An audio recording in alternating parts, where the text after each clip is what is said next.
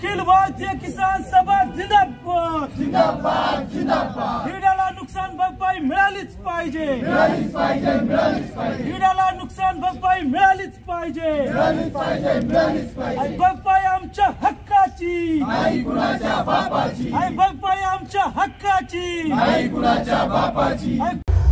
पुणे जिल्ह्याच्या आंबेगाव व जुन्नर तालुक्यातील आदिवासी भागातील शेतकऱ्यांच्या हिरड्याचं मोठं नुकसान झालं आहे। या भागातील आदिवासी शेतकऱ्यांना हिरड्याची नुकसान भरपाई मिळावी यासाठी अखिल भारतीय किसान सभेचे अध्यक्ष डॉक्टर अमोल वाघमारे यांनी मंचर या ठिकाणी प्रांत कार्यालयासमोर उपोषण सुरू केलेलं आहे। आपल्यासोबत आहेत डॉक्टर अमोल वाघमारे। अमोलजी, काय सांगाल, नक्की आपली काय मागणी आहे आणि या उपोषणाचा नक्की काय उद्देश आहे? जून 2020 मध्ये संबंध राज्यामध्ये निसर्ग चक्रीवादळ झालं होतं। ह्या निसर्ग चक्रीवादळामध्ये संबंध राज्यातल्या शेतकऱ्यांचं नुकसान झालं होतं।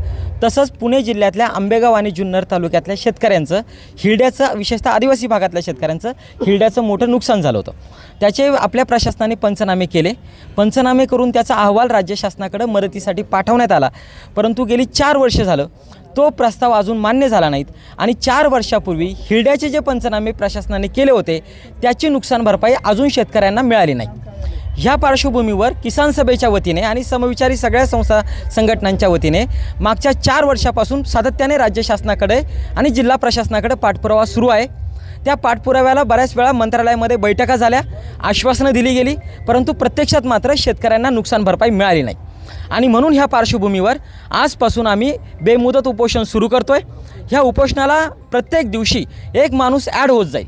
आज स्वतः मी किसान सभेचा जिल्ह्याचा अध्यक्ष म्हणून उपोषणाला बसतोय आणि उद्यासुद्धा त्याच्यात अजून एक माणूस ॲड होईल आणि आम्ही जी काही लोक आजपासून इथं उपोषणाला बसणार आहेत ती जोपर्यंत आमच्या शेतकऱ्याच्या खात्यावर हिरड्याची नुकसान भरपाई जमा होणार नाहीत तोपर्यंत ही लोक इथून उठत नाहीत।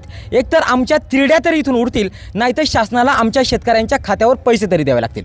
त्याच्यामुळे किसान सभा अत्यंत निर्धारपूर्वक याच्यात उतरलेली आहे। आम्हाला स्वाभिमानी शेतकरी संघटनेने सुद्धा पाठिंबा दिलेला आहे। वेगवेगळ्या समविचारी आणि सगळ्या राजकीय पक्षांचे नेतेसुद्धा आम्हाला पाठिंबा देत आहेत आणि आमच्या किसान सभेची राज्य समिती डॉक्टर अजित नवले हे सुद्धा या सगळ्या प्रश्नावर लक्ष ठेवून जर आमच्या उपोषणाकडे राज्य शासनाने दुर्लक्ष केलं आणि हिरड्याची नुकसान भरपाई देण्यासाठी जर कोणी मागं हात घेतला तर मात्र किसान सभा राज्यभर हा विषय वाढवेल आणि उपोषणकर्तेसुद्धा इंचभरसुद्धा हटणार नाही। जे होईल त्या परिणामाला सामोरं जाण्याची तयारी ठेवूनच उपोषणाला आजपासून सुरुवात होते। उद्यापासून इथं पुणे जिल्ह्यातल्या आंबेगाव, जुन्नर आणि खेड तालुक्यातल्या आदिवासी भागातल्या आणि बिगर आदिवासीसुद्धा भागातला अनेक शेतकरी बांधव इथं एकत्रित येणार आहे। तो रोज इथं ठिय्या धरणं धरणार आहेत, इथं मुक्काम होणार आहेत, वेळ पडली तर इथं चुली पेटवल्या जाणार आहेत, इथं जेवणं होतील। ज्या लोक असतील ते उपोषण करतील, पण पाठिंबा द्यायला येणारे इथंच चुल्या ठोकतील आणि उपोषणकर्ते मात्र अत्यंत प्रामाणिकपणे आपला जीवाची बाजी या ठिकाणी या प्रश्नासाठी लावणार आहेत। आणि म्हणून राज्य शासनाला आपल्या माध्यमातून विनंती एवढीच आहे की हिरड्याची नुकसान भरपाई 4 वर्षापूर्वी पंचनामे जे केले, लोकांना जे आशेचे गाजर दाखवले, लोकांना जे आश्वासित केलं ते प्रत्यक्ष शब्द पाळा। तुम्ही याच्या अगोदर सुद्धा विशेष बाब म्हणून निकषाच्या बाहेर असलेल्या शेतकऱ्यांना सुमारे 800 कोटी रक्कम मागच्या वर्षी जमा दिलेली आहे। आदिवासी भागातल्या शेतकऱ्यांना फक्त 15 कोटी हवेत, तुम्ही ते द्याल ही अपेक्षा व्यक्त करतो। खरं तर आंबेगाव आणि जुन्नर तालुक्यामध्ये आदिवासी भागातील शेतकऱ्यांचा हिरडा हे एक महत्त्वाचं पीक आहे। जी नुकसान झाली त्यामध्ये किती शेतकऱ्यांना त्याचा तोटा बसला आहे आणि किती रुपयांची नुकसान भरपाई मिळणं बाकी आहे? बघा, जवळपास 3800 शेतकरी जुन्नर आणि आंबेगावचे बाधित आहेत आणि त्यांना फक्त 15 कोटी रक्कम अपेक्षित आहे। त्याचे पंचनामे झाले आहेत, सगळ्या रकमा डिटेल झालेल्या आहेत, सगळं व्यवस्थित प्रशासकीय झालेले आहेत। विभागीय आयुक्तांनी आत्तापर्यंत, पुण्याच्या विभागीय आयुक्तांनी आत्तापर्यंत 3 वेळा राज्य शासनाकडे मदत मिळावी म्हणून प्रस्ताव दिला आहे। राज्याचं मदत पुनर्वसन विभाग, त्या विभागाचे मंत्री महोदय आणि लोकप्रतिनिधी ह्या सगळ्यांनी याच्यात लक्ष घालावं आणि जो पुण्याच्या विभागीय आयुक्तांनी, पुण्याच्या जिल्हाधिकारी महोदयांनी जो प्रस्ताव पाठवलेला आहे त्याला मान्यता द्यावी। या ठिकाणी हिरड्याची नुकसान भरपाई मिळावी यासाठी उपोषण पुकारलेलं आहे।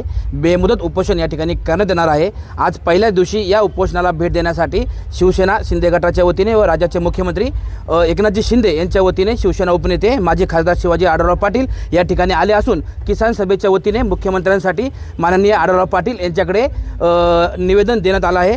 आपल्यासोबत आहेत खासदार आढळराव पाटील। दादा, काय सांगाल, 4 वर्षापासून हिरडा उत्पादक शेतकऱ्यांचं नुकसान भरपाई मिळणे बाकी आहे?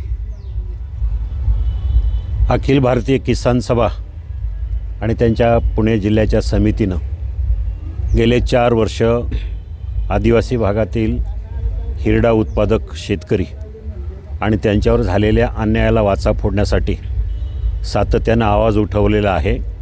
घोडेगावमध्ये उपोषण असेल, आंदोलन असतील, जिल्हाधिकारी, तहसीलदार, प्रांत सगळ्यांच्या गाठीभेटी घेऊन झाल्या. अगदी मंत्रालयामध्ये सुद्धा बैठका झाल्या. पुनर्वसन मंत्री असतील किंवा इतर लोकप्रतिनिधी. माझ्याकडं खरा हा विषय गेल्या 15 दिवसापूर्वी किंवा 8 दिवसापूर्वी डॉक्टर अमोल वाघमारे आणि त्यांचे सहकारी 8-10 दिवसापूर्वी माझ्याकडं लांडेवडेला येऊन त्यांची व्यथा सांगितली.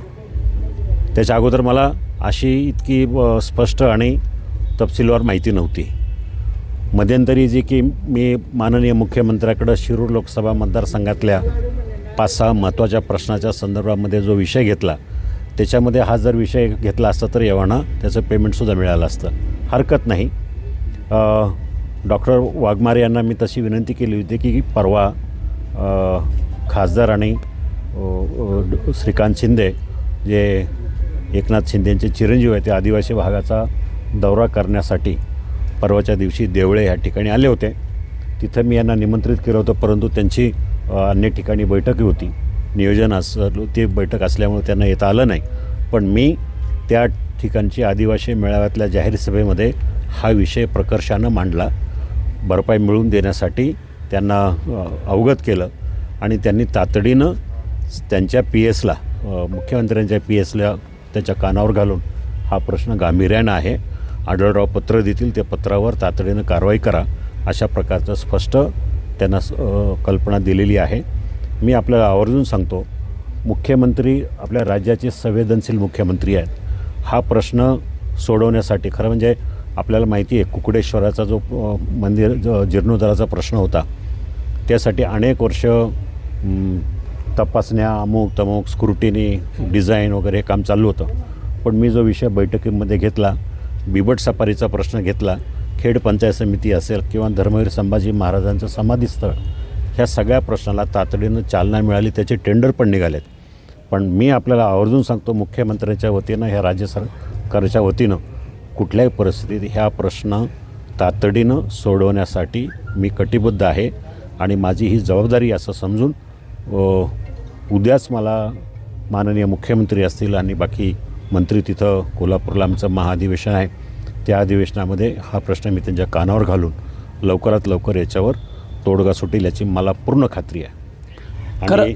आणि ही जी भारतीय किसान सभा आहे, आंबेगाव तालुक्यातल्या शेतकऱ्यांसाठी किंवा जुन्नर असेल किंवा खेड असेल, ही आदिवासी भागातल्या शेतकऱ्यांसाठी सातत्यानं चळवळ करणारी ही संस्था आहे. त्यांचं काम कौतुकास्पद आहे. मी त्यांच्या आंदोलनाला ह्या तालुक्यातला लोकप्रतिनिधी म्हणून मी माझा पूर्ण पाठिंबा, जरी मी सरकारमधला असलो तरी यांच्या पाठीशी ह्या प्रश्नाच्या बाबतीत मी खंबीरपणे उभा आहे. खरं तर 4 वर्षापूर्वी झालेल्या गारपिटीच्या नुकसानीमुळे नुकसान झालेल्या आदिवासी भागातील हेड उत्पादक शेतकऱ्यांना 4 वर्ष झाले तरी न्याय मिळाला नाही. शेतकऱ्यांना नुकसान भरपाई मिळावी यासाठी अखिल भारतीय किसान सभेच्या वतीने या ठिकाणी बेमुदत उपोषण पुकारण्यात आलं आहे.